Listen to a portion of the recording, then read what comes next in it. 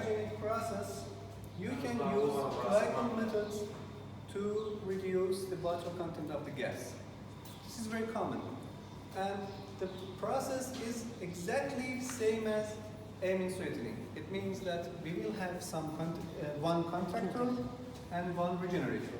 But in glycol regeneration unit, the method of regeneration and the temperature of the regeneration of the glycol is very important.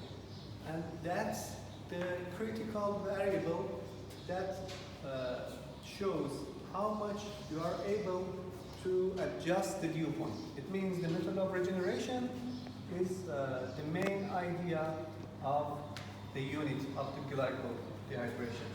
You can see here the overall process fluid diagram. The contactor, in most of the cases, they use packed column for the contactors in glycol units. But here, they have used tray. There is no difference, but packed for glycol units can be more efficient and have better performance. After the gas is in contact with the glycol concentration would be decreased because there is some water absorbed from the gas, okay? So we have to increase the concentration again to be able to use it again as the regenerated glycol. So the gas will enter the column and will relieve it as the dry gas, okay? But what about the glycol? The rich glycol should experience decreased pressure and increased temperature to be regenerated, okay? And here you can see the configuration completely. The pump injects the lean glycol to the column, then it's going to come back to our reaching that reboiler, okay? And again, we can use different types of reboilers, electrical heaters, steam, or hot oil, okay?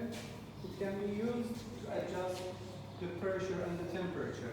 And in these units, controlling the pressure and the temperature of this reboiler and regenerator column is the most critical point and most difficult section of controlling, because sometimes crude oil will come with glycol to the reboiler, and as the crude oil enters the reboiler, instantly the pressure would be increased and the temperature would be decreased, which leads to bad regeneration of glycol and finally to bad dehydration of the gas.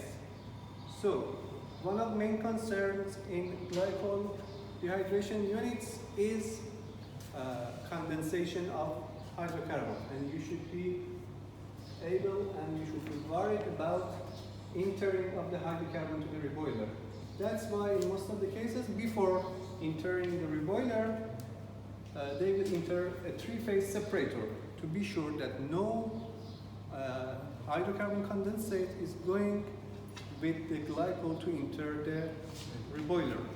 And if you can control the temperature and pressure of the reboiler well, you can be sure that anything is working properly. You can see here, this is not very difficult, but... So method is the same, like amine unit. Exactly the same. So there low pressure, so high pressure, low temperature. Exactly. Regeneration, the opposite. Exactly, exactly.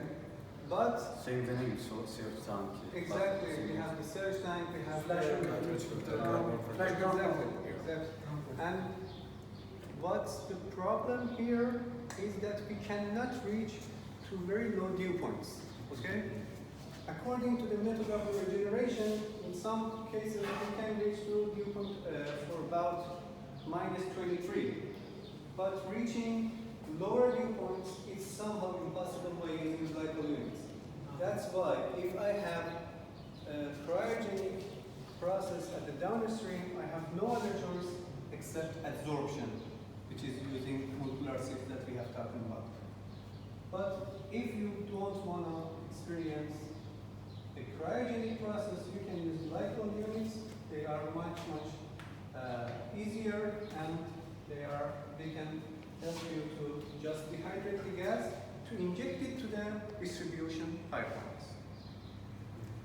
You can see all the configuration here.